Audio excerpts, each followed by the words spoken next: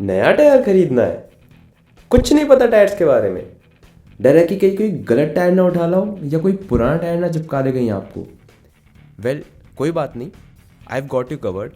आज की वीडियो में इन्हीं चीज़ों पे बात करने वाले हम लोग कि आप कैसे पता लगा सकते हैं टायर कब बना है, टायर की मैक्सिमम लोड कैपेसिटी क्या है, कितनी टॉप स्पीड सपोर्ट करता है, प्रोफाइल क्या है, किस टाइप का टायर है, कहाँ पे बना है और आपके लिए किस टाइप के टायर्स बेस्ट रहेंगे वगैरह वगैरह।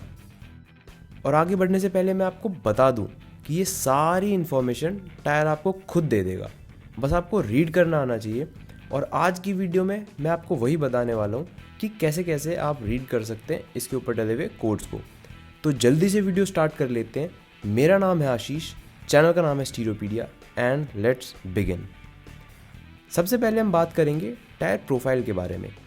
जो एक कोड आप देख रहे हैं, इससे हमें पता लगती है टायर की विड्थ, साइड वॉल की चौड़ाई या फिर साइड वॉल की हाइट, किस टाइप का टायर है, रिम की डायमीटर, मैक्सिमम लोड कैपेसिटी और टायर की टॉप स्पीड क्या है।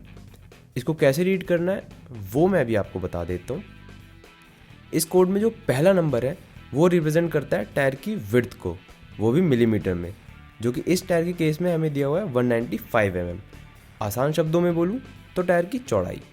अगर आपका मूड बने कि मेरे को तो ज़्यादा चौड़े टायर्स लगवाने हैं या जिससे कि गाड़ी की लुक्स एनहांस हो जाए, तो उससे लुक्स तो अच्छे हो ही जाएंगे, साथ में ज़्यादा सरफेस कांटेक्ट की वजह से टायर्स बेटर ग्रिप भी ऑफर करेंगे। बट इसका एक ड्रॉबैक है, माइलेज देने में आपकी गाड़ी के प्राण निकल जाएंगे।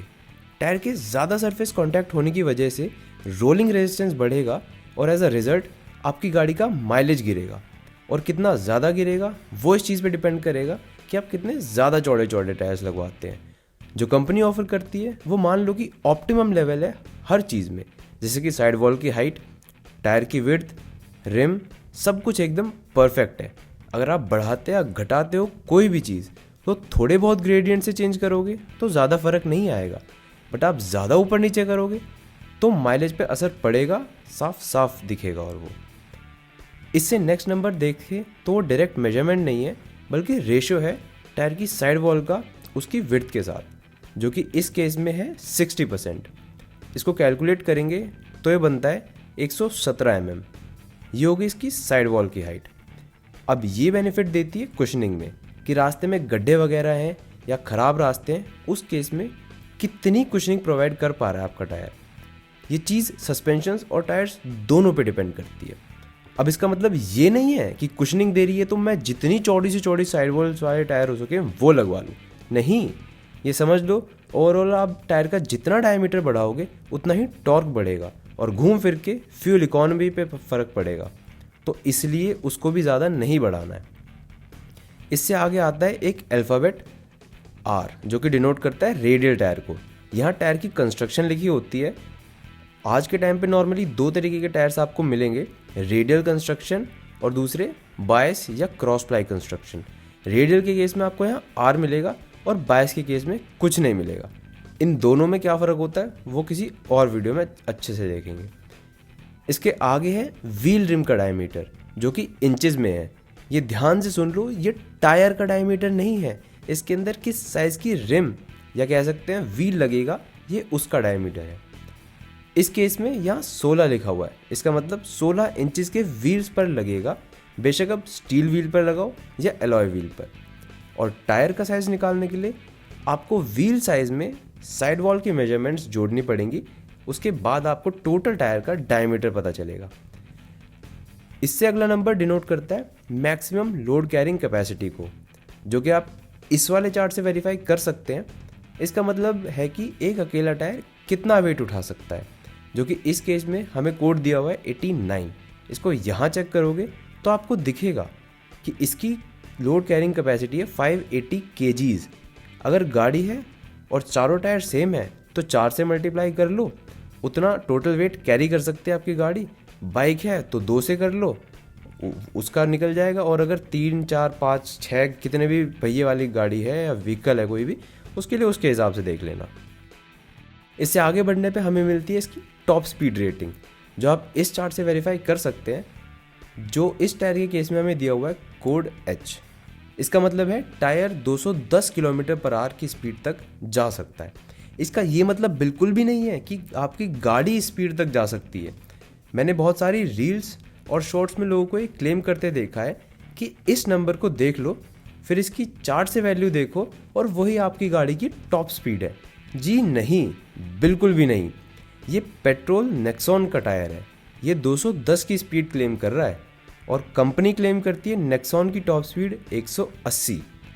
और मैं अपनी को जब टॉप स्पीड टेस्ट के लिए लेके गया था तो 172 पे उस पर स्पीड लिमिटर आ गया था, उससे आगे नहीं गई। तो ये मतलब बिल्कुल भी नहीं है कि ये टॉप स्पीड आपकी गाड़ी की है, ये टायर की है। हमेशा कंपनी गाड़ी की टॉप स्पीड से ज़्यादा का ही टायर आपको लगा के देती है, जिससे कि भाई कभी कोई फास्ट एंड फ्यूरियस देखने के बाद किसी का मन मचले नाइट्रो पे चलाने के लिए तो कोई मिसहैप ना हो उसके साथ। बाकी ये तो रही मजाक की बात।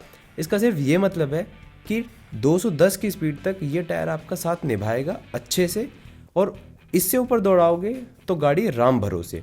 बाकी एक ज़रूरी चीज़, जब भी आप आफ्टर मार्केट टायर चेंज करवाने जाओ तो ये एक बार चेक कर लेना कि नए टायर की स्पीड रेटिंग या तो पुराने वाले के बराबर हो या ज़्यादा हो, बस कम ना हो। और स्पेयर व्हील लगाते टाइम भी देख लेना कि वो कितनी स्पीड सपोर्ट कर रहा है। कभी आप बोलो कि भाई स्पीड तो दिए जा रहा हूँ मैं, गाड़ी क्यों नहीं खींच रही, और टायर के अलग भूत बना हुआ है। इसके अलावा टायर पे और ढूंढेंगे तो आपको एक और कोड मिलेगा जिसे कहते हैं DOT, मतलब डिपार्टमेंट ऑफ ट्रांसपोर्टेशन, या फिर TIN मतलब कि टायर आइडेंटिफिकेशन नंबर। इससे आपको ये जानकारी मिलेगी कि टायर कहाँ बना है, कब बना है, वगैरह वगैरह। इसके पहले 2 अल्फ़ाबेट्स बताते हैं इसका फैक्ट्री कोड कि ये टायर कौन सी फैक्ट्री में बना है, कहाँ बना है। अगले 2 अल्फ़ाबेट्स बताते हैं इसका टायर साइज़ का कोड, जो कि इस केस में है 195/60 R16। उसके आगे देखोगे तो ये जो स्पेशली मार्क नंबर है, इसकी पहली 3 यूनिट्स ये बताती हैं टायर का ऑप्शन कोड। कुछ कंपनीज 4 डिजिट का भी ऑप्शन कोड देती हैं, बस उस केस में ये नंबर टोटल 8 डिजिट का मिलेगा आपको।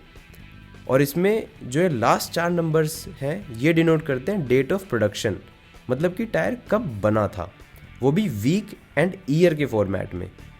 जैसे यहाँ लिखा है 0621, मतलब 06 हो गया हफ्ता और 21 हो गया साल। बोले तो 2021 के छठे हफ्ते में ये टायर बना था।